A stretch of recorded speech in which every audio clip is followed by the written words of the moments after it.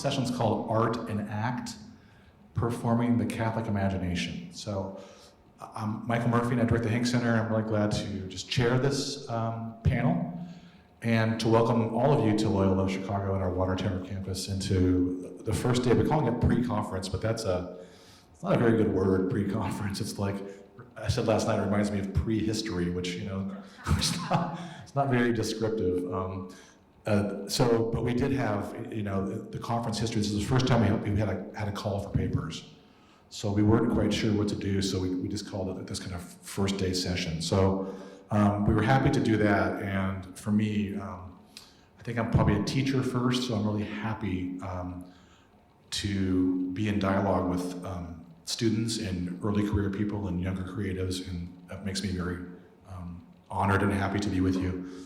We'll stick to the script in our session here. We have with Colin Cutler first, and then we'll move on to Eve, and then Renee. So I'm just going to kind of read from our website bios, and then between each. And we're going to do it this way with this panel. We're going to go for, we've just invented this called a one-pop response.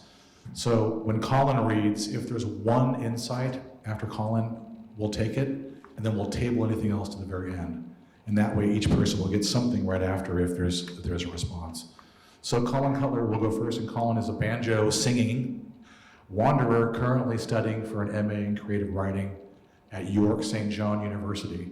Colin has a BA in literature from Patrick Henry College and MA in English from University of North Carolina at Greensboro, and will be teaching English at the Universitatea Lucian Blaga in Rome.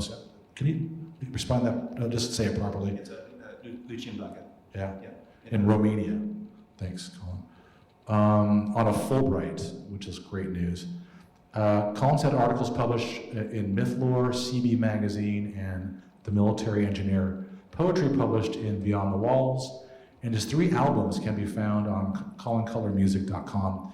He has been active in several community arts projects, is an Army veteran, and is working on his next album as his MA dissertation, calling it American Inferno. It'll be a resetting of Dante's Inferno to the American heartland in a musical and dramatic implosion of past and future. So without further ado, let's please welcome Colin to our midst. Thank you.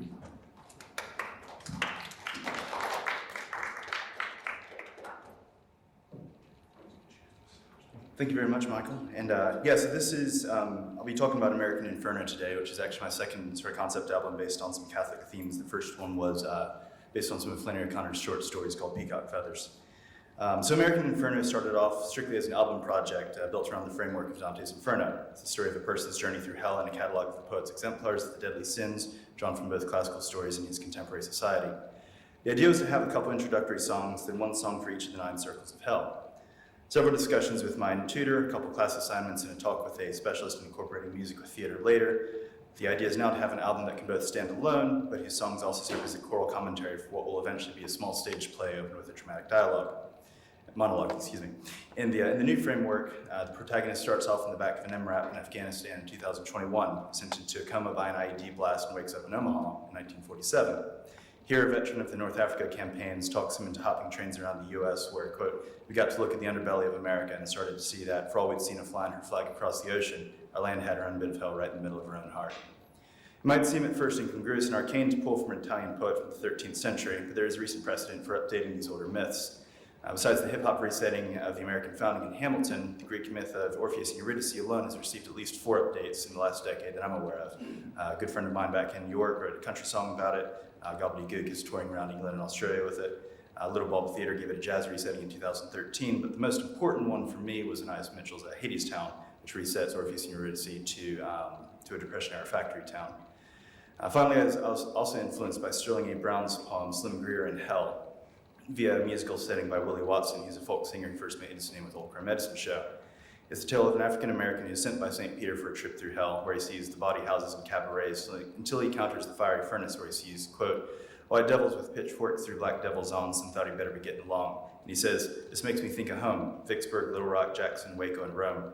Then the devil gave Slim the big ha-ha and turned into a cracker with his sheriff's star. And finally, as the punchline, St. Peter reveals that Dixie and hell are one and the same place, quote, and Slim say, Peter, I really can't tell, the place was Dixie that I took for hell. And Peter say, you must be crazy, I vow, where in hell did you think hell was anyhow? And In American Inferno, I'm not only extending the scenes in hell from one poem to a full album, but also extending this conceptually to the entire United States, having chosen to place it in the American heartland of Omaha, Nebraska, the site of its own racial riots in 1919 and the 60s, and a place I grew up, and the border city of El Paso. The border is an important place for several reasons. Besides recent events, which highlighted as the flashpoint for migration politics, the frontier and pioneer mythos has loomed large in the American consciousness since its founding. John Winthrop's City on a Hill speech identified New England as the New Israel, aired God's promises and curses before they'd ever set foot in Massachusetts Bay. Many of the great American novels are set on the frontier in different places as the frontier moved westward. Further, the genre of film that probably figures the greatest in the conservative American imagination, the Western, is built on the perceived ruggedness and individualism of the pioneer and cowboy epitomized by John Wayne. Ben Ehrenreich explores this idea and its contemporary fruit in his review of Greg Grandin's End of the Myth. Quote, "The myth to which this title refers is that of the frontier. Other countries have borders, Grandin writes, but only the United States has had a frontier. Note that previous empire had a frontier as well, the Roman. It's always shifting and always making itself and its people anew. For most of American history, it was an ever-expanding boundary, a terrain less geographic than metaphorical and messianic. This proved convenient in many ways. Social contradictions between the rich and the landless, between those who believed human beings could be owned and those who disagreed, did not have to be addressed when they could be pushed ever outwards to the west. Somewhere along the way, the U.S. border with Mexico became, Grandin contends, the negation of the frontier. The country is no longer able to push extremism to the fringe. Instead, it backs up and turns inward, all-consuming and self-devouring," end quote. This correlates closely to ideas I've had before. Once we closed the frontier, officially in 1890, the 6 states would later be admitted. The general isolationism of the states under the Monroe Doctrine turned into a broader expansion into the Caribbean and the Philippines in 1898. And with the destruction of most of Europe in the World Wars, left the U.S. as a sole superpower, counterbalanced by Russia. Interestingly, conservative memes satirizing leftist ideals ranging from university safe spaces to toxic masculinity will often use U.S. soldiers as contrapuntal imagery, U.S. soldiers specifically from World War II. I think this is because it's the last major U.S. war that enjoyed broad support, popular mobilization, strong public recognition, and a decisive end, and significantly is also the only war besides Korea to precede the admission of the last 2 states, Hawaii and Alaska, in 1959. One of my initial problems with it was the time setting. Musically and lyrically, my idea was to pull from the styles of Blind Willie Johnson, Woody Guthrie, and other early mid-20th century musicians, but I also wanted to address contemporary issues while not being musically anachronistic. Reading the script of the first episode of Life on Mars gave me the mechanism for doing this. In Life on Mars, Sam is sent back to the 70s by a traumatic injury and a brain crash, and in this case, our protagonist receives the same treatment in an IED blast. His knowledge of later events, in turn, is able to make his choral pronouncements prophetic or oracular in the context of the play while enabling the plausible collapse of American history into one timelessly relevant voice. From my standpoint, this enabled me to justify using older styles of music and lyricism while also directly referencing current events. Another dilemma was the voicing, the biting second or third person or the morning first, the low tenor of Woody Guthrie's folksy verse, or the high speech of many Inferno translations. The other question was how directly critical and partisan to be. I took Mary Gaucher's album Rifles and Rosary Beads and Bruce Springsteen's Nebraska, which he wrote after reading a lot of Flannery O'Connor stories, as a model. They focus on stories in the first person and get inside the logic of the speaker. This invites the listener's identification with the narrator and invites an empathy that is sorely missing on both sides of contemporary political discourse. Most importantly, though, it gives space to explore the internal contradictions and dilemmas that animate action. In Bruce Springsteen's songs, Joe Roberts, a highway patrolman, might be neglecting his duty as an officer of the law, but man turns his back on his family, well, he ain't just no good. Johnny 99's violence is a response to plenty of external factors, but there's more in all this that put that gun in my hand. Well, Your Honor, I do believe I'd be better off dead. The result can be politically fraught, as Springsteen's more catchy arena rock anthems have sometimes been co-opted for political groups as nationalistic anthems. We can remember Ronald Reagan tried to use Born in the USA as a campaign anthem, completely missing the biting commentary of a jobless homeless man who lost his brother in the Vietnam War and has been 10 years burning down the road with nowhere to run and got nowhere to go. I also decided to keep the plain speech of these songwriters and channel as much as possible an unaffected American voice. First, though the Inferno is often thought of as high poetry, it's written in the common Italian of its day. Dante even inserts a fart joke at the end of Canto 21, quote, "and he blew back with the spiegel of an asshole," which I wove into a song riffing on the last trumpet of judgment, Woody Guthrie's Old Man Trump about our current president's father, and also a reference to our current president in the circle of the corrupt and grafting politicians. Another question is why this piece is important at this time and space. With the reaction of right-wing nationalism in Europe, Britain, and the US against the economic globalization of the 80s and 90s, there's a growing refusal to deal with the darker facts of American history in certain circles. Historians like Howard Zinn and literary figures like Toni Morrison and musicians like Woody Guthrie are dismissed as liberal propagandists. And I don't anticipate producing or releasing this album until 2020 or 2021. And if Trump wins the presidency again in 2020, which I think likely, it will be seen as a vindication of conservative Americans digging in their heels and a resounding defeat of progressive ideals of equality and justice for all. This project will be pointing out the inconsistencies and kind of how that gets enacted. Now, the American Inferno is basically a litany of the nation's sins and how individuals contribute, and though the play itself will end on a certain note, I think the structure of the Divine Comedy lends itself to one possible way of America imagining itself to a future better than its past. Dante's journey is continued in the later parts of the Divine Comedy to the Mountain of Purgatory, and up to the planetary universe to the Divine Vision, led by the vision of starlight as a stand-in for divine love. Once he reaches the edge of the universe in the beatific vision, and he turns around to realize that the entire universe is flipped inside out, the Earth that he thought was at the center was now at the edge, and the planets were revolving around the Trinity. This parallels the Jungian catabasis that is a staple of myths from Beowulf to Christ to Jonah to Odysseus, the descent into the underworld, and the introspection that is required for one to deal with the reality of death and evil, others and one's own, and to reconcile the opposing poles of human nature and then to emerge reborn and made truly great. The way of greatness lies to the path of humility, and the way to life and wholeness lies to the valley of the shadow of death. And on that note, I'm going to stop talking and sing you some songs. Because I'm a whole lot better at that.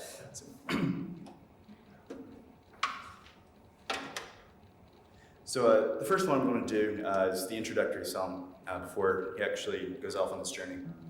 And it's called Christ of the Great Plains.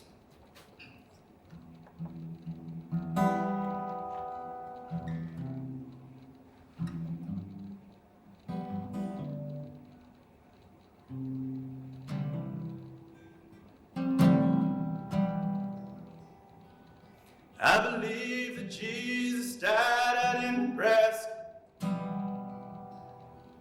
Well, we nailed him to the only tree we had. While the devil on the main car of that Kansas City train blew that whistle, blew it till it drove me mad. No one ever sees the face of God the Father, blue and lonesome as that bare and empty sky. But he makes his presence known, riding in upon the storm, and he cuts your heels till there's nowhere left to hide.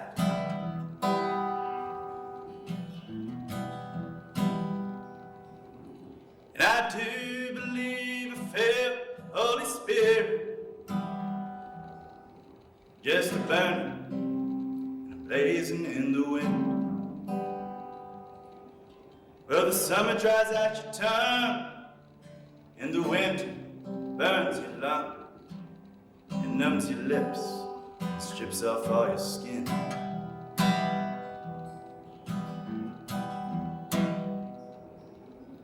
And I do believe I'll jump in the Missouri River.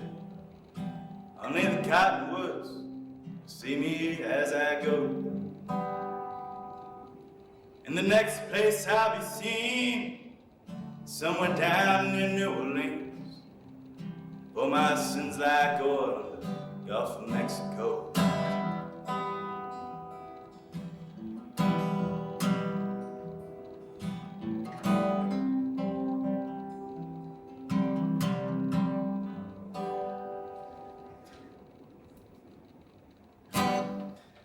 So,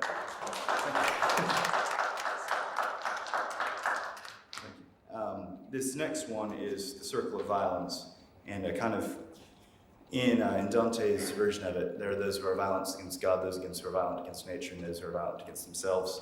And I wanted to capture all those in this.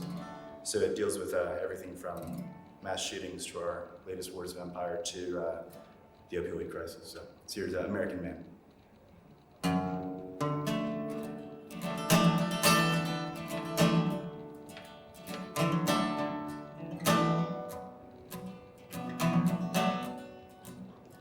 I stood beside the highway with a pistol in my hand, 'cause I'm an American man. And every time I dress in uniform, I kiss my wedding band, 'cause I'm an American man. Down the streets of old El Paso, and I'm Marjorie Stoneman, 'cause I'm an American man. It's a fact of nature, children, sure as a good man's grip. You keep honest people honest with a pistol on your hip.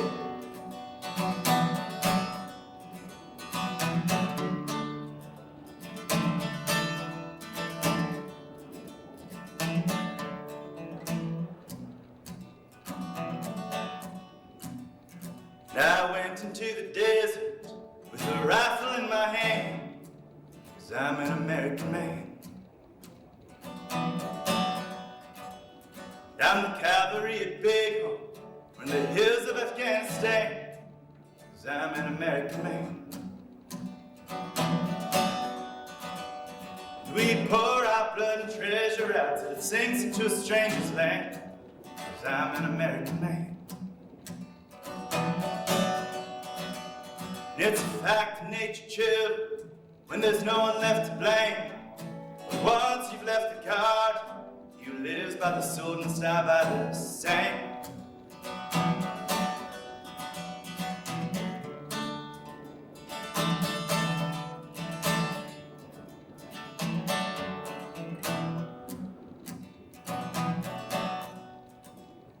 I'm sitting on my front porch with a shotgun in my hand, 'cause I'm an American man.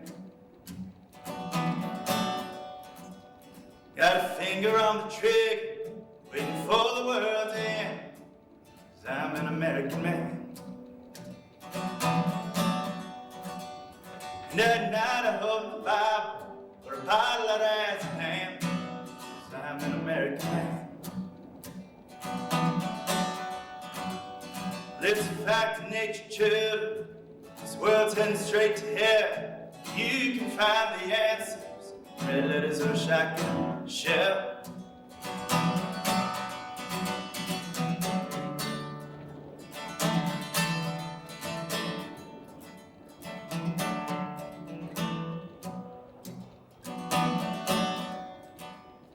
I stood beside the highway with a pistol in my hand, 'cause I'm an American man.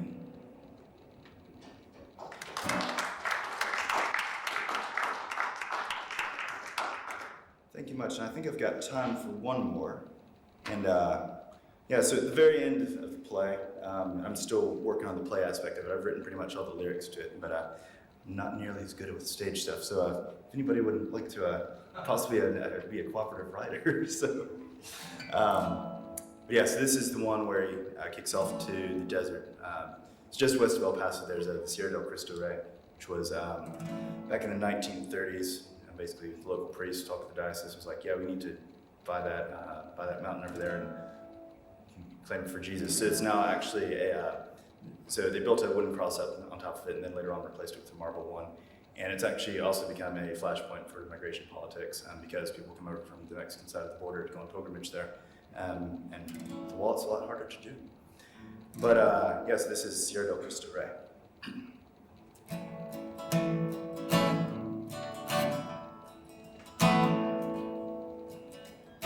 There's a statue that stands just west of El Paso. That's the way I'll go, you can come if you will. You gotta take your mule down old Franklin Mountain, cross that muddy river and climb up that hill.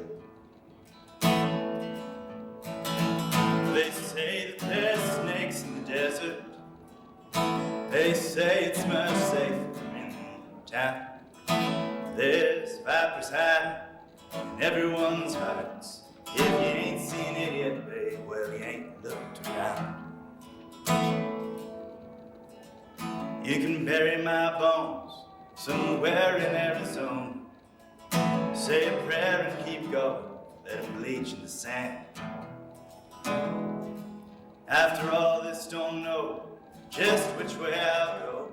Maybe down to Mexico, it's all dust in the end. And they say that there's snakes in the desert. They say it's much safer in town. There's vipers hiding in everyone's hearts. If you ain't seen it yet, babe, well, you ain't looked around. You can steady my skull upon a square. I don't really care so long as I can see. So long as I can see the stars.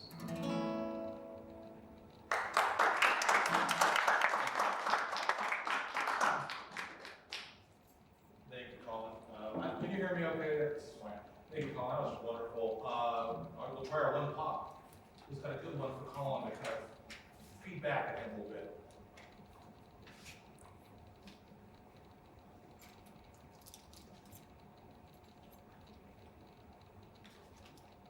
It always takes a second to hit. No, no. Well, you guys Fairly are straightforward. Honestly, I didn't catch the title of American, is it American Man or I'm an American Man? That's right. And that song opened up like a whole world Cool. for me. Like a whole world. Yep. Yeah. Great statements, just very evocative. Thank you. Appreciate it. I'm going to second that, and we look forward to our Troubadours Lounge on Friday night, and Colin's going to be one of our guests at Troubadours Lounge, and it's going to be something to see. There's all the good stuff happening. Colin's one of the good things happening there. Right. Looking forward to it. Yeah. Another good thing happening here is Eve Tushnet. And before I forget with Eve, we're going to be selling books, and I'm really glad that Eve brought hers. So she's going to, and if you've read Eve's writing, you know these are things you should buy. So, but she's got direct sales, so see Eve after her talk. And let's welcome Eve to our midst. Eve is the author of Gay and Catholic, Accepting My Sexuality, Finding Community, Living My Faith, from Ave Maria, that's 2014. Amends, a novel from Create Space in 2015, and Voluntary Compliance with Clickwork Press, it's forthcoming. She also edited the anthology Christ's Body, Christ's Wounds, Staying Catholic When You've Been Hurt in the Church, and that's a Whip and Stock book. I wonder if it'll be with, I'm sure it'll be with Whip and Stock, who are going to be here selling books, so that could be there. I look forward to that. I have not read that one. Excuse me. Oh, on this book here, she writes and speaks in general on topics ranging from men's figure skating to Eucharistic devotion of people on the margins, and from friendship as kinship to authority in horror films. That's a wide range you have there, Eve, so I appreciate that. Eve lives in her hometown of Washington, D.C., and her hobbies include sin, confession, and ecstasy. Let's welcome Eve to our midst again, everybody. Thanks. Hi, thank you. I think I'm just gonna sit. So I'm gonna be reading from the forthcoming novel. The title has now changed because everyone said voluntary compliance is super boring. Nobody will read this. So this is now an excerpt from Punishment, a Love Story. I'm gonna read from the middle. So let me give you a little bit of sort of what this is. This is a chapter set at essentially a Black Lives Matter protest in Washington, D.C., after the death of one of the characters. I've cut some stuff to obscure that person's identity, so you will be protected to some extent from spoilers. The major people in this are Desiree Schulman, also known as Des or Lil Ray Ray, a resident of the halfway house, Love's Labor's Loft, who is on conditional release, sort of like parole, from federal prison, who is beginning to practice her Jewish faith as a way of maintaining sobriety. Renee Ray Ray Goins, this is Big Ray Ray, her halfway house mentor. Imani Rollins, the head of the halfway house, and some of the other residents, Zita and Fang, you'll get to see in this one. And Toya Tannen, a member of a women's self-improvement group, which her friends have begun to suspect is an abusive cult. So this is the chapter, The Shield of Achilles. Des was on the bus heading to the memorial protest, trying to understand the Kaddish. The first page she'd found rejuvenation, prayers your parents should have taught you, said it was for the death of parents. So she'd hunted around looking for prayers that might work for the death of near strangers. She'd found a gender-fluid Kaddish, a Goyish Kaddish to be recited by Gentiles with Jewish relatives, a Kaddish for communism, and a Kaddish for pets, with a Q&A. Q. May I recite this Kaddish for a pet who was not kosher? A. Most pets are not kosher. We do not recommend eating your late pet without consulting your rabbi. These pages referred to the deity as respectively Gid with a Y, YHWH, G-D, and Jave, which was also the name of the boy who used to pull her hair in 4th grade. At that point, she gave up and figured her higher power would get the general idea if she just used the normal prayer. So she prayed. May his great name grow exalted and sanctified. Amen. Ooh, she thought, this is a lot of masculine pronouns for God. Like a lot. But I don't know how you pronounce Z, je, so we'll just have to go with this. In the world that he created as he willed. Des looked out the window. The bus was passing that Ethiopian Salvadoran fusion place she suspected of being a drug front. A bedraggled man in a heavy coat was banging on its locked front doors. Next door, at Leggings of Tomorrow, 3 pairs of white plastic legs kept watch on the pavement, ass first. The question of whether the world as she saw it did have, in spite of all appearances, some relevant relationship to a higher power one might want to praise, seemed like a theological argument she had already lost a long time ago. She was surprised to find that the Kaddish was not about the dead person at all. There was no mention of her life's value and no promise of justice. It was all about how great he was. Des felt uneasily, like she was sucking up to a Siao. All the praise for his name, when so many people died at the hands of people who reduced them to a number. Which, she realized, was something the people who made this webpage probably knew. Blessed is he, beyond any blessing and song, praise and consolation that are uttered in the world, now say. The whole point of a higher power, probably, was that there was something beyond your thoughts and hopes about a higher power, someone beyond your understanding. The 12-step God of your understanding had always rung sort of 70s woo-woo to Des, sort of defensive and self-comforting, and not yet sufficiently humiliated. Was praising that power a way of honoring the dead? Maybe it was more adequate than anything else Des was capable of doing. Amen. The protest would take place in Malcolm X Park. People were gathering up by the statue of Joan of Arc. Des came into the park from the northwest side, lugging her mop and bucket full of cleaning supplies, with the rest of her work equipment stuffed into an NPR tote bag. The tote was a souvenir from her father's recent radio appearance. He had argued that presidential turkey pardons displayed the ability of the powerful to define justice, and therefore arrogate for themselves the right to be merciful. What crime did this turkey commit? Shouldn't it be the turkey who pardons the president? Along its navy blue side, a Chinese factory worker had stitched, NPR, the voice of what's best in the American people. Des walked past a few cops standing around talking about their favorite rap songs of the summer. Then another little group of them complaining. If she died in PG, why they out here? Why they protesting down in Maryland? Get your ass in an Uber! The long yellow leaves of the willow oaks drifted down onto the shoulders of their black bulletproof vests. This memorial was not actually, let me quickly jump out of this to say, I forgot to say this. Because of the context, there is some offensive stuff later on, very imminently in this chapter, so bear with me on this. I think it probably reads better on the page than it is with me yapping, but here we go. This memorial was not solely or even primarily about one dead woman. It was mostly about police shootings all over the country. It quickly degenerated into a Cerberus. There was one guy with a bullhorn who wanted all the people to follow him in chants. What do we want? Which for once was a question everybody could answer.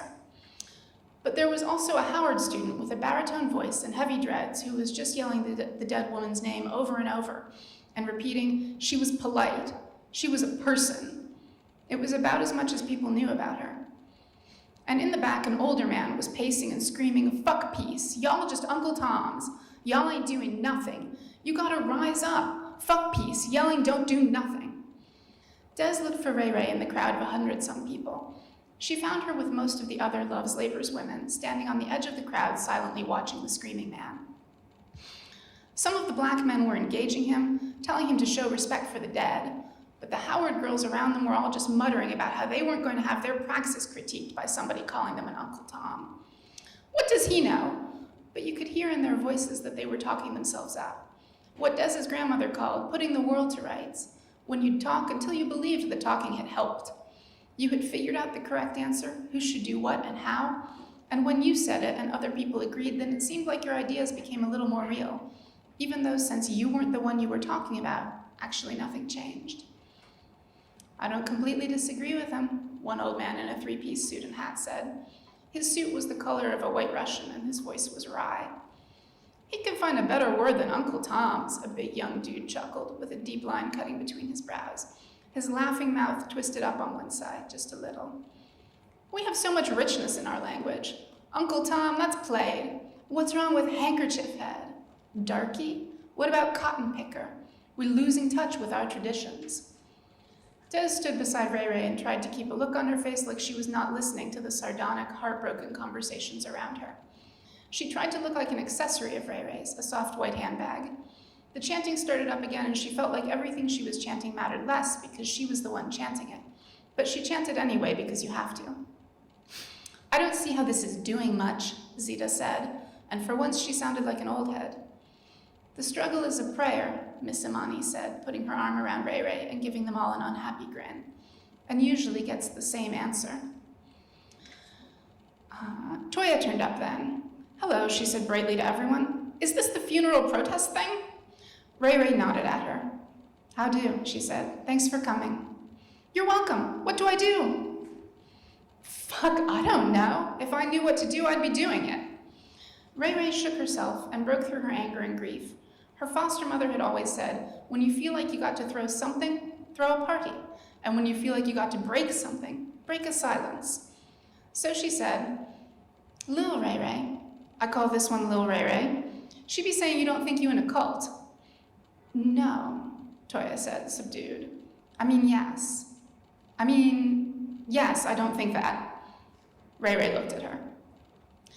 Des said cautiously, there's a kind of display up by the statue. I saw it when I was looking for you guys. Maybe we should go and see it. The display was a large piece of cardboard hastily assembled, covered with pictures printed off the internet. These were the black people killed by police or who died in police custody in the past 12 months. The display rose a couple of feet above Des's head, so she couldn't see the pictures at the very top. The ones she could see showed a mosaic of the everyday, a tribute to normal life. A man in graduation cap and gown, another one bent over laughing and flashing a peace sign at the camera, another one cradling his baby daughter. A woman hand-feeding a baby opossum, another dressed as Captain America, another pushing a bundled-up child on a swing in the snow. Black people singing in church, a man being baptized in a river, a woman in gardening gloves cutting roses. Bikini and sunglasses on the beach, riding a giant praying mantis in a carousel, crossing eyes and blowing a huge pink sphere of bubblegum. In uniforms from St. Peter Claver Catholic Preparatory Academy, the U.S. Marine Corps, and the Chicago Transit Authority. A hard-used man with missing teeth, smiling and squinting into sunshine as he held up a plastic cup of beer. A 12-year-old boy at the bar practicing his demi-plie. Work and play, care and joy, accomplishment and surrender. Des thought suddenly, he who makes peace in his heights, may he make peace upon us and upon all Israel. Now say amen. Toya turned to Ray Ray. In this charged atmosphere, it seemed to her that all the black people were somehow clarified, as if they had access to some higher wisdom. Can I talk to you? She asked. Ray Ray, based on previous experience with Toya, was not sure how literally to take this question. Sure, probably, she said. Toya nodded and pulled her aside. Ray Ray wiped her face with the palms of both hands and focused. She wanted to make the most of this distraction. What do you, Toya began, and then backed up. If there's a thing that somebody tells you to do and you didn't want to do it, but then you think maybe it's the right thing to do, but then when you say you don't want to do it, they get very upset, and the way that they're upset makes you afraid to do it, or makes you think maybe you shouldn't do it after all, what should you do? Ray Ray stared at her and tried to untangle this. Girl, she said, can you tell me what you're talking about? You wanted to do something. No, I didn't want to do it. So don't do it. But what if it's the right thing to do? Ray Ray's face went from shrugging to very wise. She filled with gratitude. She had received an opportunity to give back, to help the community, or at least to help whatever Toya was. She locked her gaze with Toya's and said, with the conviction of someone who had frequently received this counsel and had occasionally even acted on it, if it's the right thing to do, you got to do it. It don't be options when it comes to right and wrong. But what if it's not the right thing to do? Ray Ray dropped her wisdom face with a quickness. Ah, shit. Make up your mind, then. Toya, shaken, resorted to a childlike voice so that everything she was saying would seem less real. He was so angry. I've never seen him like that when I said I didn't want to. And Ray Ray, turning on a dime for the 4th time in 60 seconds, said, oh, don't do it. Whatever it is, don't do it and don't talk to him about it no more. But he's taught me so many things. I bet he has. And now it's payback time far as he's concerned. He did something nice for you and now you got to pour him a little sugar.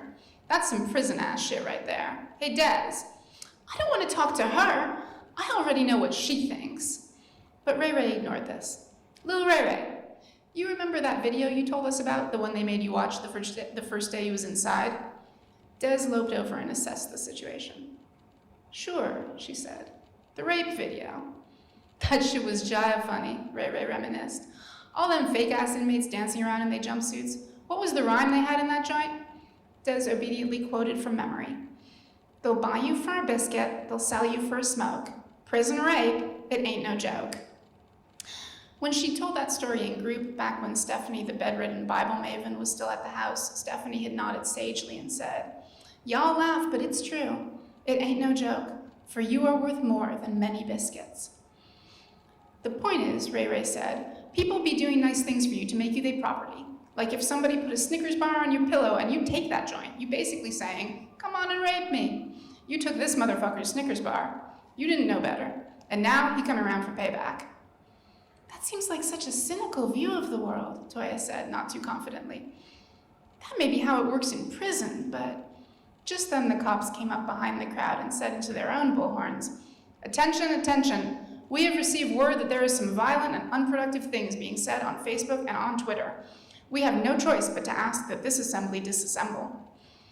And when everybody muttered and milled around but nobody actually went away, and people started to lift up their phones, the same cop said, y'all, this about to get real. I need you to know, if you are on probation or parole, I kindly advise you to get the hell out of here.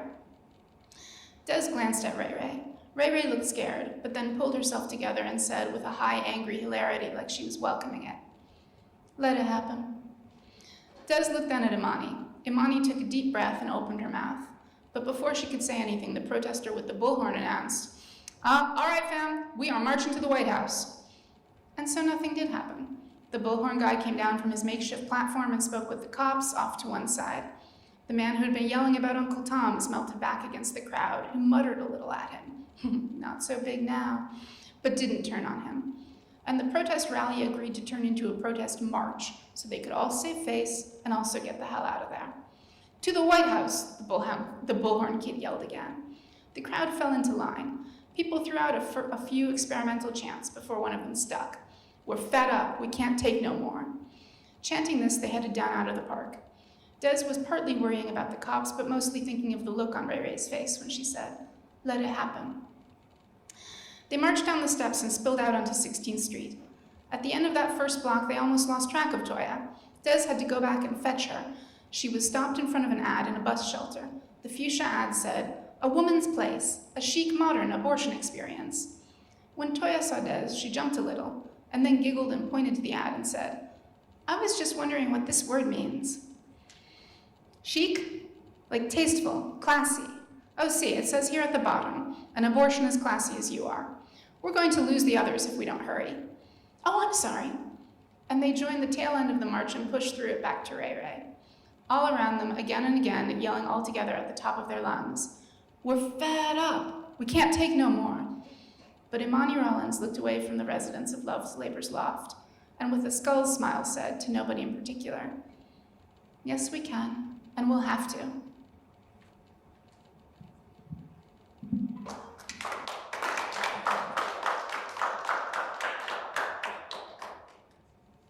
Great. I mean, it was, you said 20 minutes, you were a little bit before, so you were motoring it there. But I think that for me, I heard the narrative quality was very strong for me. Any other thoughts as a response to Eve's writing? Questions? Usually write, we have been in kind of reflective, critical modes. Is that accurate? And I've been writing fiction for a while. How do you think about that? I've been writing fiction for a long time, although it didn't publish until pretty recently. I guess the thing there are two things that are different and more fun. One is that there's a disclaimer on it already, so you can be a lot more direct and honest in fiction because people don't necessarily make assumptions about who you're speaking for. In a review, you're in a certain way less protected, and so you have to be a little more careful. Or in an article, there's usually partly you have to be more responsive to what you're writing about, and partly everything you say is 100% in your own voice, so you can't exaggerate or explore or have some character. Like I often write characters who are kind of trolly, and you can't really like troll in an article because then it's just you trolling. And I think that also kind of frees you up to be a little funnier. Okay, we're gonna have some time at the end. Let's carry on here with Renee. And good to meet you, Renee. This is Renee's bio from the website. Renee Darlene Roden is a New York City-based writer and playwright. Renee has a BA in theater and theology from the University of Notre Dame, where she also received her MTS in systematic theology in 2018. Renee's theater career began by writing her first play at age 10, a single page with no dialogue, written on a 1985 IBM Action Writer 1 typewriter. I can hear it now. As a performer, she has appeared with the Tony Award-winning Minneapolis Children's Theater Company, the Playwrights Center, Upright Egg Theater Company, and the Egg Theater at the Theater Royal Bath. Is that Bath? Or Bath, yeah. As a playwright, her work has appeared at the University of Notre Dame, Open Booth Theater, the Bushwick Star, Dixon Place, and Triskelion Arts. Her writing has also appeared in America Magazine, Commonweal, HowlRound, Church Life Journal, and Veritas Journal. She has taught theater to children and young adults at Stages Theater Company, Providence Academy, and Cristo Rey New York High School. She logs sightings of grace at Sweet Unrest, which is your homepage, Renee? That's it. Yeah, that's great. Which you can link from our site, and which one reader praised as, looks like it was designed by a grandma. That's true. Let's welcome Renee to our midst. Thanks a lot, everybody. Okay, so we're going to start with something a little bit different. So I'm just going to invite all of you to, if you have, or just do a simple breathing exercise. So if you have a paper or folders or laptops in your lap, I just invite you to set them to the side.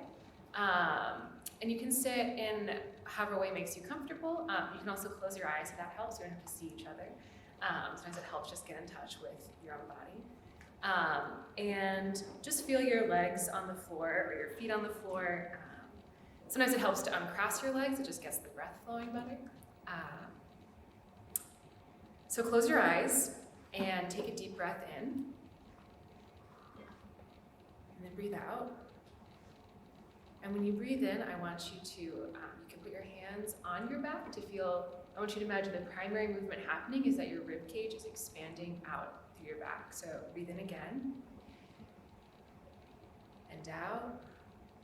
And I hear some people making an audible noise when they're breathing out. That's excellent. You can put, sometimes people put like a hand. Colin, I'm so sorry. Dangerous. You can put your hand on your stomach, so you feel like basically you're turning yourself into a barrel. You're breathing. When you breathe in, Your body is expanding out like a barrel, and then when you breathe out, you can make some sort of vocal noise. Breathe in. Let yourself expand and breathe out. And this time when you breathe in, I want you to imagine your breath going all the way down to the soles of your feet.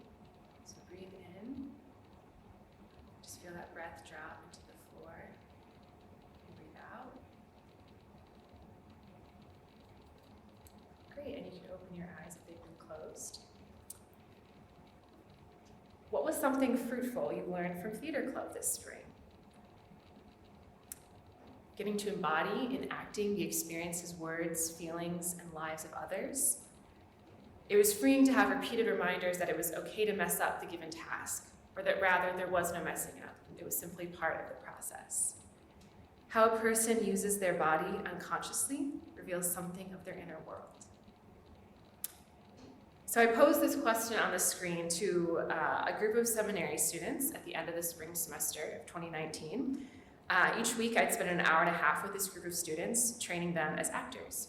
We did physical and vocal exercises, we worked on scenes and monologues, and we spent a lot of time breathing like you just did. And the answers that are up on the screen are some of their answers. So why? So my work with these seminarians is part of an ongoing experiment to use theater as a tool of human formation. As an intrinsically performative and incarnational medium, theater has a uniquely vital ability to train the human body and soul to be available to her role as a disciple and imitator of Christ. This action of giving one's entire self over to a role is, according to the Swiss theologian Hans Urs von Balthasar, a disposition of availability that makes possible our vocation, our own personal imitation of Christ. He names this available attitude disponibilité. This experiment in human formation I am doing is grounded in the belief that training persons in the disponibility needed for the actor in the theater can train them in the disponibility of the disciple. So, a brief introduction to the theodramatic view of Balthasar. Christian revelation, according to Balthasar, is dramatic at its very core, a claim supported by his 5-volume Theodramatic, which adopts the hermeneutic of drama in order to illuminate the nature of Christian theology. But Balthasar, so we'll look at one part of it. Balthasar creates an analogy for the Trinity using the triad of the dramatic creative process. The first person of the Trinity is the author, the playwright. Then the Son, the second person, performs this mission written for him by the author.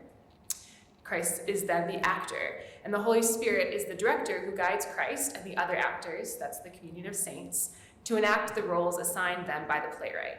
Christ is the model for all other actors in the theodrama, since he delivers in utter and total performance of his mission. Christ's mission is his person. He is completely identifiable as his role, totally available to the Father's will. Thus, if we, the saints, are to perform the theodrama skillfully, we must cultivate that discipline of Christ-like disponibility or availability. To this end, Balthasar examines the theodramatic potential of the method of one particular artist, Konstantin Stanislavski, as an example of a dramatic method that teaches this availability. Balthasar sees Stanislavski's method of teaching actors to substantiate the truth of their character in their own self as truly sacramental. When he founded the Moscow Art Theater, Konstantin Stanislavski began to develop a definitive method of acting, drawing from different traditions, especially in French, Delsarte, and the US. So he drew from these traditions to create this definitive method of acting that swiftly became an international household name. Thanks to its global tours, Moscow Art Theater drew students from all corners of the world to study with Stanislavski, including Lee Strasberg, who Moscow Art Theater came to New York, and Lee Strasberg, who is the founder of what we call method acting. So you've probably heard some buzz about that. So he and others went to study with Stanislavski in Moscow, which these global tours promoted the speedy dissemination of Stanislavski's methods of psychologically naturalistic acting. In rebellion against the mannered, highly stylized performances of Victorian melodramas, Stanislavski formed his actors into finely tuned instruments to embody and express the inner psychological world of their characters. His students were asked to inhabit the imaginary reality of their characters with their entire body. The actor was to take hold, quote, to take hold of the imagined character with all of his being, spiritual and physical, using his own living desires, his memories, and body so that the actions on stage have become part of his very self. Or, as one of Stanislavski's students, Sanford Meisner, put it, Acting is living truthfully under imaginary circumstances. This marvelous transformation of actor into character requires total commitment and faith, quote, on the part of the actor, that is, disponibility. So I was initially connected to these seminarians via one of the formation staff of the seminary who wrote an op-ed on seminary reform. His essay called for, quote, a sharper focus on forming candidates who are emotionally mature and have a healthy, well-integrated personality and spirituality, end quote. His article pointed to two failings of seminary formation. First, inadequate preparation of men to bear the weight of priestly ministry, and two, inadequate focus on the more basic formation of becoming happy, holy, healthy people. This most basic training to be happy, holy, healthy people is troublingly absent from our culture. The modern self is lost not only in the cosmos, but more often than not, lost within its own self. It is no wonder that our seminaries are churning out broken priests. The bright young men who show up on the first day of seminary have been marinating in a toxic milieu of inhuman formation. Last fall, a report from the Kaiser Foundation, based on a survey of adults, found that 22% of US adults, 56 million, reported feelings of loneliness. Even more disturbing, the CDC's report on the leading causes of death in 2017, the most recent year data was available, cites suicide as the 10th leading cause of death overall, meaning in all age categories in the United States. But for Americans between the ages of 10 and 34, suicide is the second leading cause of death. The National Institute of Mental Health reports there were twice as many suicides as homicides in the United States in 2017. We live clearly in a violent culture, and that violence is being directed against first and foremost our own selves. These staggering statistics are clear. Our fragmented psyches, hearts, and bodies are crying out for healing reintegration. A sharper focus on forming candidates in our seminaries and in our communities who are emotionally mature and well integrated personally and spiritually is not only called for, but long overdue. So what can Christian formation offer? Christian formation at its heart consists of hearing the word and responding. Theater is not the response. Taking an acting class is not the same moral formation as fasting, prayer, almsgiving, or liturgy, but the art of acting begins to knit together a well-integrated person who can let those formative actions, like the liturgy, Christian practices of prayer and almsgiving, take root in her soul. The actor trained to make herself available to the demands of a dramatic role recognizes that to successfully embody and perform said role is a matter of discipline. Her role requires the intelligent application of her memory, desires, and senses enacted in her voice, mind, and body. It is precisely her voice, mind, and body which God, the divine playwright, calls upon to enact her new role of continual conversion in Christ. Drama ultimately is not a replacement for, but rather a preparation for, the cross-shaped, joy-filled, incarnate life of discipleship. Okay, so now that we have some sort of theological warrant for what we're doing and a bit of the situation to which we're responding, we're going to look at what this training can look like in action. So before the actor can become available to the role given, she must be thoroughly versed in the materials of her own humanity. She must know what she has to bring, what she has to use when bringing the role to life. So much of what I practiced with the seminarians was what actors practice in conservatory, simply being human. So first we're going to look at the work we did in scenes, which we cultivate an awareness of desires, tactics, and status. And second, we'll look at how that work promotes an integration of all of these desires, tactics, and awareness with our bodies. So drama views the human being as a desiring creature. When tackling scene work, the first fundamental question the director puts to the actor, or the actor puts to herself, is, what does your character want? And the impetus of the character's respective and often conflicting wants, desires, and needs are the forces that create the action of the scene and of the play. So we're going to look at a scene that, so when I was with the seminarians, we were working mostly on scenes from the last days of Judas Iscariot, which is a fantastic play by Stephen Adly Gurgis. Some people are aware of it because James Martin was the theological advisor for it. There's a book about it. It's a phenomenal play. And so we're going to look at the final scene in Act 1, which is between Judas and the devil. The seminarians loved this scene. They loved playing it. Do I have anyone as a volunteer to read one of the characters? Okay, great, Michael, and then Colin has already agreed, so. Michael, could you read scene? Sure. Excellent. and you can read Judas.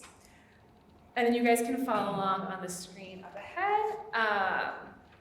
Okay, so yeah, why don't you two go ahead and give it a whirl? It's just to do,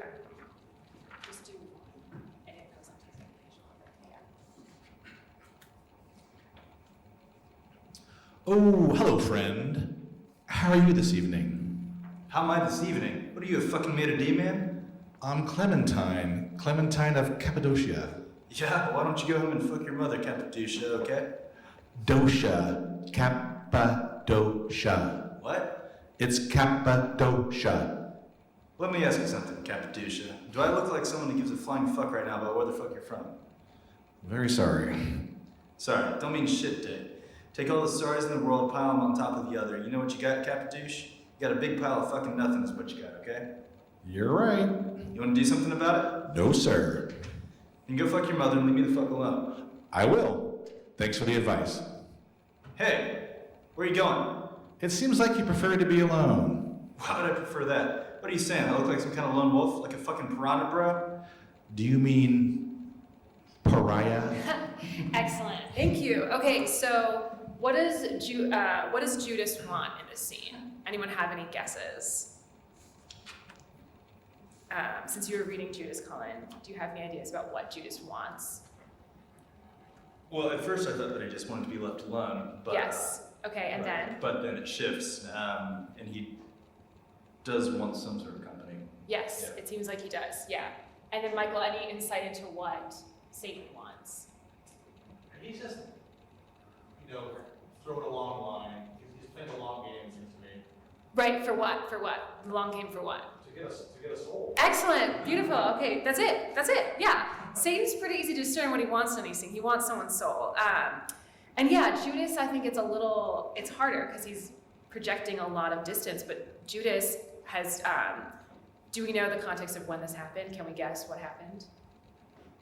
So, okay, yeah. What'd you say, Carly? Yes, exactly. So this is in the bar after Jesus' death.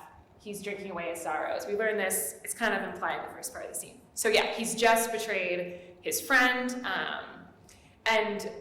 so he's feeling this need for connection, right? He really doesn't want to have to face himself, right? So that's kind of he wants to escape, he wants to get back sort of in the good graces of other people. And Satan, yeah, he wants Judas's soul. Okay, so at the heart of each play, at the heart of each character is a desire. But then we have this problem of tactics, right? So in the scene, Satan wants Judas' soul. That's what we would call the overarching objective of the character. But he can't just walk up to someone and grab their soul. There are obstacles, right? Judas is saying a bunch of ugly things to him. He's pushing him away. So you've got to try different tactics. Is there a moment in the scene where you see Satan use different tactics? It's a pretty clear tactical shift. Can you find it, Michael? Or Well, there's just compliance. compliance of, yes, at first he has compliance. When's the moment where he stops complying? What does he say? Or well, I guess we see it in Judas. Judas says, hey, where are you going? Right? Satan makes this attempt to leave, and then it's like, oh, okay. He's gonna, it's just a masterly move saying, I'm gonna depart from you. Yes. You don't want that. Excellent, right? So it's okay, at first he's just gonna ingratiate himself, and there's a shift in tactics of okay, now I'm switching around the balance of power. I've recognized what you want, you just want Judas is pushing him away, but Satan can sort of see, okay, wait, actually, this guy doesn't want me to leave, and so he leaves, and his bet pays off, Judas wants him to stay. So the tactic chosen is always dictated upon your character's status. At the beginning, we see this ingratiating. Judas also makes fun of Clem's name. Wait, does he do right here? Oh, he does, yeah. Later he says, Clementine, are you sure that's not a girl's name? And he's like, not where I'm from. He's like, okay. But yeah, he's telling him, he's making fun of his, he's doing all that sort of making fun of your mother, calling him Cappadocia instead of Cappadocia, and Satan just sort of lets it happen because Judas has something he wants, aka Judas's soul. So Judas kind of has the power right now. But Satan regains status when he attempts to leave, and Judas is forced to admit that Satan actually has something he wants, which is the ability to sit and talk with someone, right? Even if that's the father of lies. So let's try, if Michael, if you wouldn't mind again. There's a part later in the scene, which is sort of a beautiful change in status of both the characters. And that's on, the second part right there. Yeah, so whenever you're ready. Okay, I'm kind of mildly afraid of going to hell. Why? Minor incident last night, miscalculation on my part, nothing serious. Well, one thing I can tell you about hell. As an eternal destination, it's apparently vastly underrated. Yeah?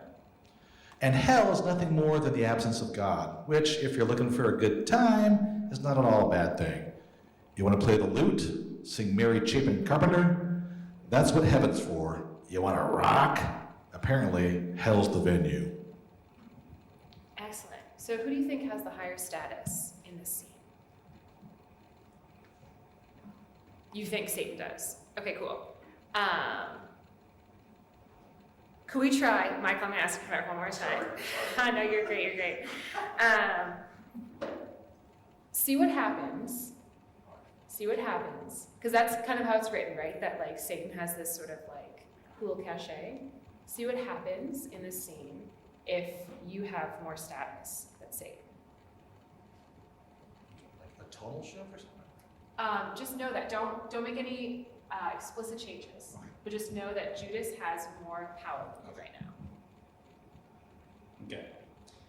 I'm kind of mildly afraid of going to hell. Why? Minor incident last night, miscalculation on my part, nothing serious. Well, one thing I can tell you about hell, as eternal destination, it's apparently vastly underrated. Yep. And hell is nothing more than the absence of God, which, if you're looking for a good time, is not at all a bad thing. You want to play the lute, sing Mary Chapin Carpenter? That's what heaven's for. You want to rock? Apparently, hell's the venue. Excellent, thank you. I won't call you back, so you're good to go. Right, so the way this changes the tactics is that if Satan has more status, he could be impressing Judas with, you want to rock? Like, I've got the place to rock. But if he senses Judas is slipping away from him, if Judas has more power, maybe he has to plead, oh wait, don't give hell a second chance, right? Like, oh, it's just the absence of God. Like, how harmless could it be? Of course you want to come. So if Judas is feeling confident that he has the higher status, so the line right now, minor incident last night, a miscalculation on my part, could be Judas obfuscating, embarrassed, ashamed of his mistake. But if perhaps he's feeling confident, feeling like he has high status right now, he might actually brush off his miscalculation as, not a big deal, rather than making it a vulnerable confession. But without examining their status in the scene, we will lose insight into why they choose the tactics that they do. The goal of all of this discussion, this dissection and repetition, is to understand the characters better, a sort of discernment of spirits of the character, in order to inhabit the scene with their will and not with ours. All of this work takes place essentially in our bodies. The body reveals the character's inner world. In one of our rehearsals for this scene, I had Judas and Satan sitting side by side like you did, thank you. And Satan, I prevented Judas from making eye contact with Satan for the entire first half of the scene. As a result, the actor began to feel in his body Judas's intense desire to connect with Clem, to not be alone, and the damnable barriers of shame and fear that were preventing Judas from making contact with another person. His body told him something about the character. Changing his body then revealed the character's will. Our bodies are true Renerian symbols, expressions into the world around us of who and what we are. They represent and present our interior states. Not only do we need our bodies to enact our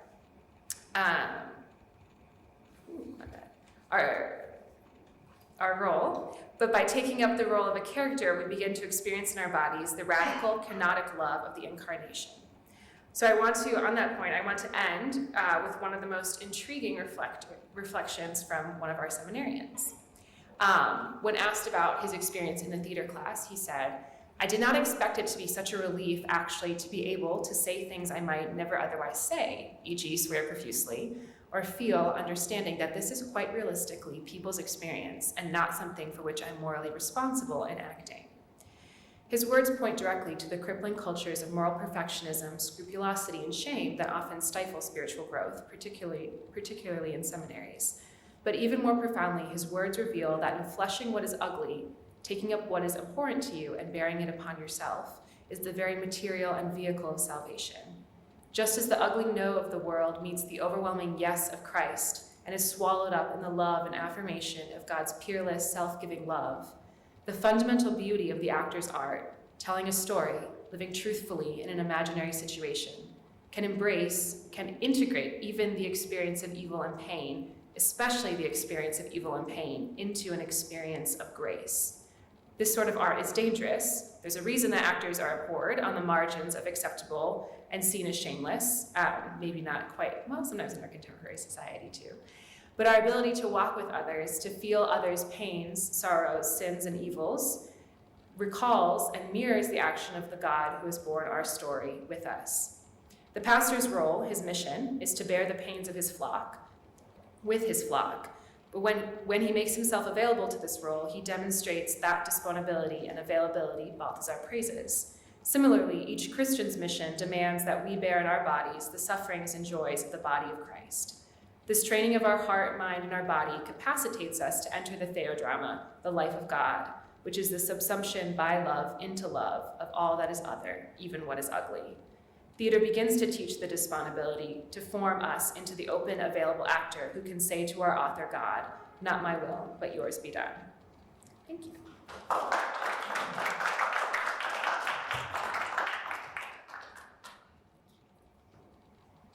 Some time.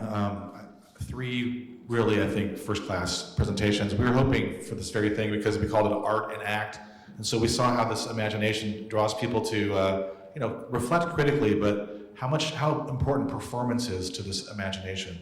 So these are three kind of people who are a big picture in their art and in their insight. So having said that, does anybody want to say anything about Renee's presentation or circle back to Colin's and Eve's? Anybody have anything to add?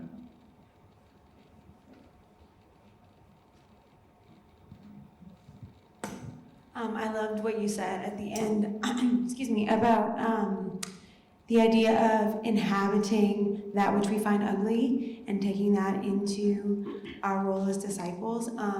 I, did a little theater myself growing up, but I never had it explained in any of this context, which I really appreciated. So thank you for all of that you did today. It was really great.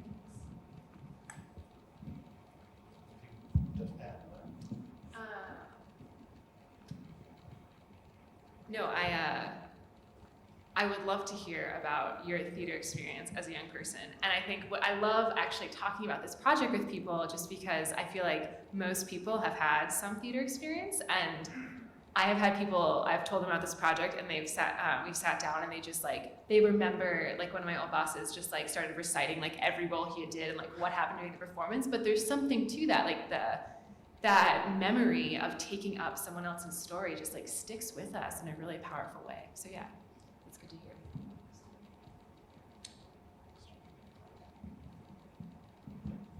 Well, this is theater. I'm wondering in terms of cinema or film, how that would fit into your project. Yeah, that's a really great question.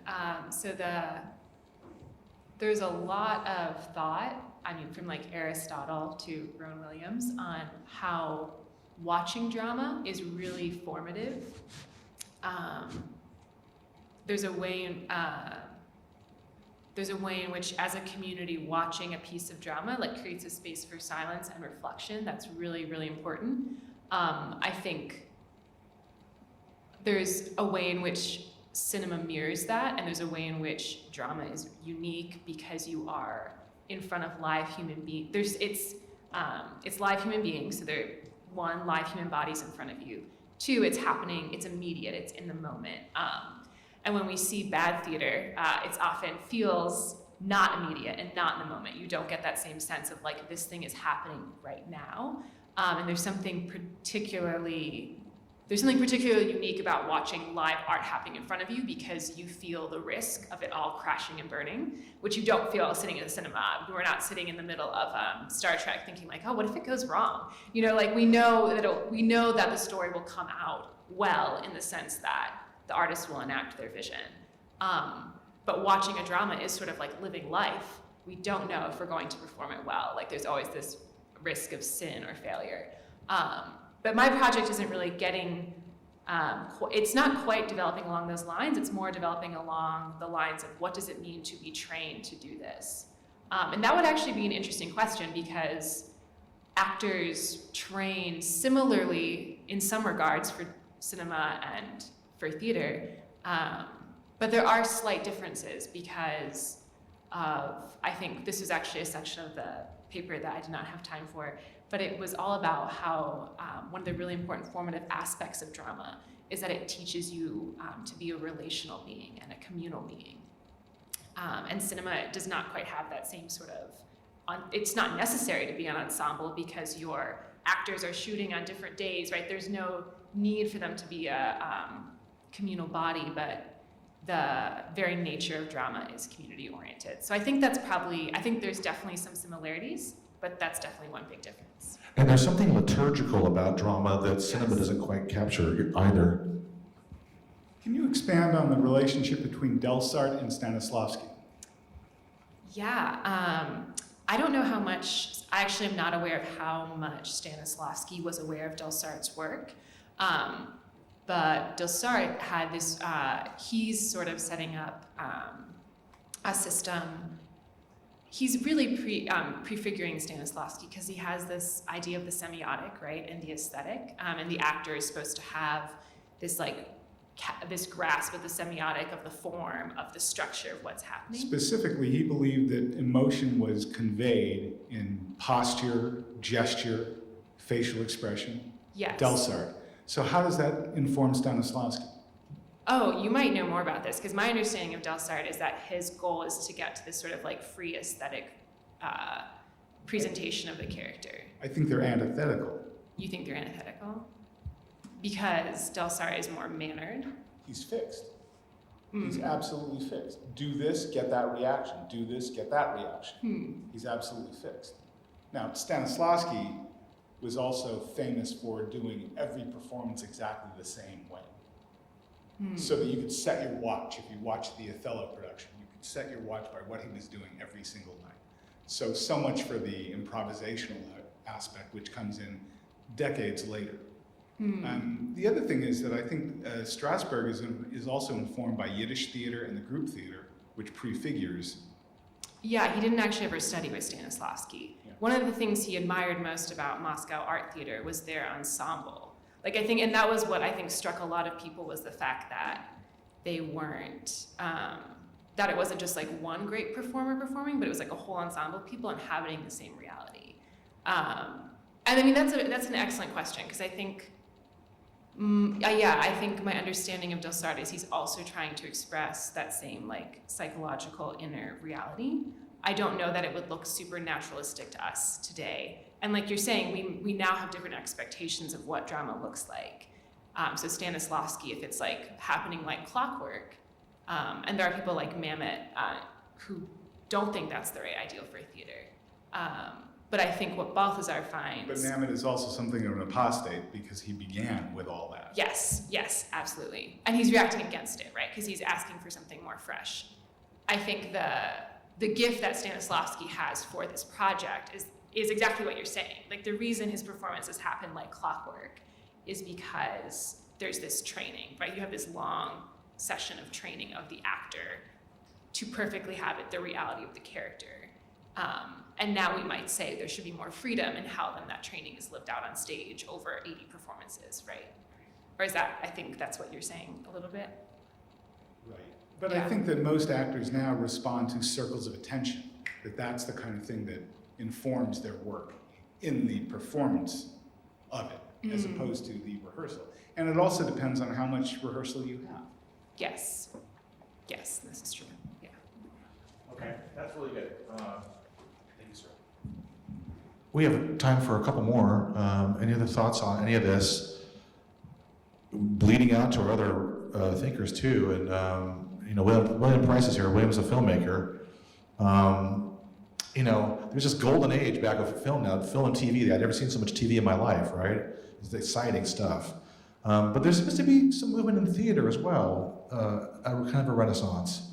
So I don't know. And then I mentioned this liturgical part of things. I'm not sure if people think about the arts as a kind of liturgy too. But any thought you might have about anything, or about Colin's writing process or Eve's writing process? Any other thoughts about today?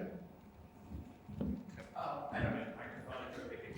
Colin, I know this whole conference is framed as the Catholic imagination, but I couldn't help drawing a very explicit American parallel in your work. Not that that's hidden in any way.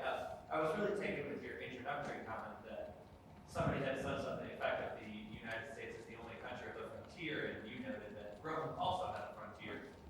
And I'm thinking like Roman Empire, Roman Catholicism, American Empire, American Catholicism. I was just wondering if you could develop how you see something like an American imagination in your work, or like the interplay of Americanness or what have you with the Catholic understandings, etc. Does this question make sense? It does. Just to make sure that I'm understanding it correctly, are you saying sort of like the interaction of the American Catholic experience, or what makes it distinctly American as well as Catholic? Do you see those as two separate questions? I don't really. I guess what is the interplay, right? Okay, Like yeah. our Catholic imagination context here is a little apparent, so I was wondering if you could talk about your read of the American effect of it. Cool. Yeah. So also a bit of background for me. Like I was raised Pentecostal too, which is a very it's very American, so way of worshiping. So I think some of that comes out like in the Circle of the Heretics. It's basically sort of a prosperity gospel sort of church, which I grew up in as well. So I think it's both. It comes out in both the music, in quotes that are used in the songs that are basically references to sort of just commonplaces within the American church. And again, I grew up in sort of more the Protestant side of it. But yeah, just stuff that I would hear from Baptist to Pentecostal churches. And then also looking at sort of the distinctively American sins, if you will, as well. So yeah, is that answered? Yeah, I was just curious if you had thought explicitly about this, or if you agree. That's very good. Yes, indeed. I just wanted to say about Eve's reading, you're here for dialogue. I thought that was great, and you captured so many different voices, the distinct from the character and then distinct from the author's voice. Thank you. I'm glad it could follow, because I realized as I was reading it, like, I had to actually add a couple dialogue tags to separate out, because usually you just see it on the page. I tried to make my voice higher for Leia and all that stuff. Oh, sorry. This is sort of riffing off of the last. Can you speak in the microphone? Sorry. So this was the sort of riffing off the last question for you. It seems like traditionally in American literature, violence is like the great American language for saying whatever it is you have to say, right? You can always say it with violence. Did you think about kind of other languages or things that would recur throughout the cycle, that would be ways that people can use to express all the different stuff that they're going through, kind of flexible languages or images in that way? Yeah, so like in the song Unlust, it's basically, it ends with sort of, they've gone home and slept together, then the next round, like he reaches out to her and she just sort of like turns away and hold herself. So I think that each of the sins is sort of explored in a slightly different way, because exactly, yeah. Please join me in thanking our panel.